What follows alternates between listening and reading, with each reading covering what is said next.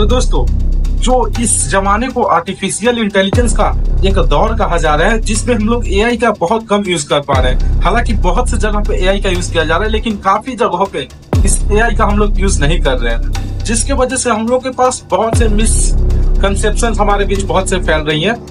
आज हमारे समाज में लोग कई तरह से बंट रहे हैं। धर्म के नाम पर, जात के नाम पर या फिर स्टेट के नाम पर लोग कई तरह से आपस में बंट रहे हैं। और ये डिवाइड इतनी तेजी से हो रहा है कि लगता है हमारे समाज से जो इंसानियत नाम की चीज होती है, उसको कहीं ना कहीं हमारे समाज से जड़ से खत्म करने की साजिश हो रही है। आज हम लोग इस वीडियो में इसी बारे में बात करने वाले हैं, जिसको अंग्रेजों ने हमारे खिलाफ इस्तेमाल किया, उसको एक हथियार समझकर।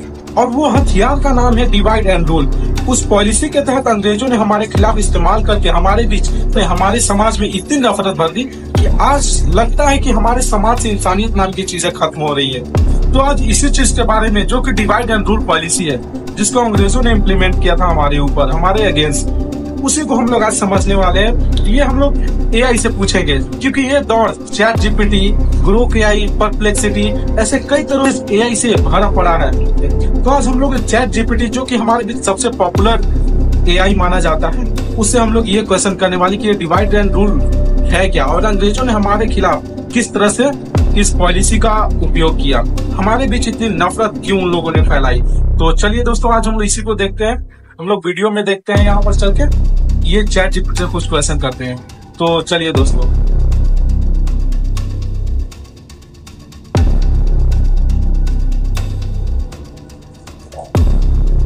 ये डिवाइड एंड रूल पॉलिसी क्या थी? डिवाइड एंड रूल एक नीति थी जिसका उपयोग ब्रिटिश साम्राज्य ने भारत में किया था। इसका मुख्य उद्देश्य था विभिन्न जातियों, धर्मों और समुदायों के बीच मतभेद उत्पन्न करके उन्हें कमजोर करना। ब्रिटिश शासकों ने इस नीति का इस्तेमाल करके भारत में विभिन्न समूहों के बीच मतभेद पैदा किए, ताकि वे एकजुट न हो सकें और ब्रिटिश शासन के खिलाफ कोई मजबूत विरोध न कर सके। उदाहरण के लिए उन्होंने हिंदू और मुस्लिम समुदायों के बीच में फूट डाली और उन्हें एक दूसरे के खिलाफ उकसाया। इस नीति का परिणाम यह हुआ कि भारतीय समाज में विभाजन और संघर्ष बढ़ गया, जिससे ब्रिटिश शासन को भारत में शासन करना आसान हो गया। मेरा ये सवाल है, क्या ये आज भी इस्तेमाल हो रही है? डिवाइड एंड रूल की नीति आज के समय में भी कुछ हद तक देखी जा सकती है, लेकिन इसका स्वरूप और तरीके बदल गए हैं। आज के समय में यह नीति राजनीतिक, सामाजिक और आर्थिक संदर्भों में विभिन्न रूपों में इस्तेमाल की जा सकती है। उदाहरण के लिए कुछ राजनीतिक नेता या दल समुदायों के बीच मतभेद उत्पन्न करके अपनी राजनीतिक शक्ति बढ़ाने की कोशिश करते हैं। हालांकि आज के समय में लोग पहले की तुलना में अधिक जागरूक हैं और ऐसी कोशिशों का विरोध भी करते हैं। इसलिए जबकि डिवाइड एंड रूल की नीति आज के समय में भी मौजूद हो सकती है, इसका प्रभाव और परिणाम पहले की तुलना में अलग हो सकते हैं। ये नीति आज के दिन में कैसे दिखाई दे रही है? आज के दिन डिवाइड एंड रूल की नीति कई तरह से दिख सकती है। एक, राजनीति में कुछ राजनीतिक दल या नेता विभिन्न जातियों, धर्मों या समुदायों के बीच मतभेद उत्पन्न करके अपनी राजनीतिक स्थिति मजबूत करने की कोशिश करते हैं। दो, सामाजिक मुद्दे। कभी कभी मीडिया या सोशल प्लेटफॉर्म्स पर इसी विशेष मुद्दे को बढ़ा चढ़ाकर पेश किया जाता है, जिससे समाज में विभाजन की भावना उत्पन्न होती है। तीन, आर्थिक नीतियाँ। कभी कभी आर्थिक नीतियों का ऐसा रूप अपनाया जाता है जिससे कुछ वर्गों को फायदा होता है और कुछ वर्गों को नुकसान, जिससे समाज में असमानता और असंतोष बढ़ता है। इन सब उदाहरणों से यह समझना महत्वपूर्ण है कि आज भी विभाजन उत्पन्न करने की कोशिशें होती रहती हैं, लेकिन जागरूकता और समझदारी से हम इनका सामना कर सकते हैं। क्या सच में इस समस्या का कोई समाधान है?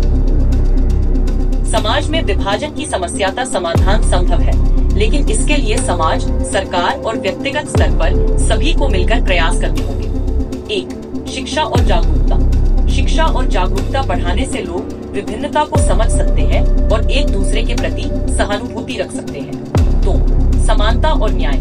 समाज में सभी के साथ समान व्यवहार और न्याय सुनिश्चित करने से विभाजन की भावना कम हो सकती है। तीन, सकारात्मक संवाद। विभिन्न समुदायों के बीच सकारात्मक संवाद और सहयोग बढ़ाने से आपसी समझ और एकता को बढ़ावा मिल सकता है। 4, समाज सेवा। समाज में सेवा कार्य करने से विभिन्न वर्गों के बीच सहयोग और समझ बढ़ती है। ये सभी उपाय मिलकर समाज में एकता और सहयोग को बढ़ावा देने में मदद कर सकते हैं। लेकिन अगर सरकार ही ऐसी चीजों को बढ़ावा दे रही है तो? यदि सरकार या किसी अन्य संस्थान द्वारा ऐसी नीतियों को बढ़ावा दिया जा रहा है तो यह एक गंभीर चिंता का विषय हो सकता है। ऐसे मामलों में नागरिकों की जिम्मेदारी होती है कि वे अपनी आवाज उठाएं और लोकतांत्रिक तरीकों से परिवर्तन की मांग करें। 1. जागरूकता और शिक्षा।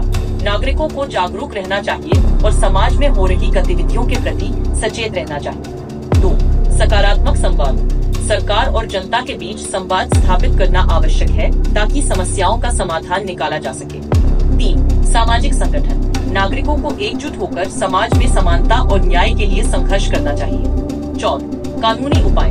अगर किसी नीति से असमानता या अन्याय हो रहा है तो कानूनी उपायों का सहारा लेना चाहिए। समाज में सकारात्मक परिवर्तन लाने के लिए सभी को मिलकर प्रयास करने की जरूरत है।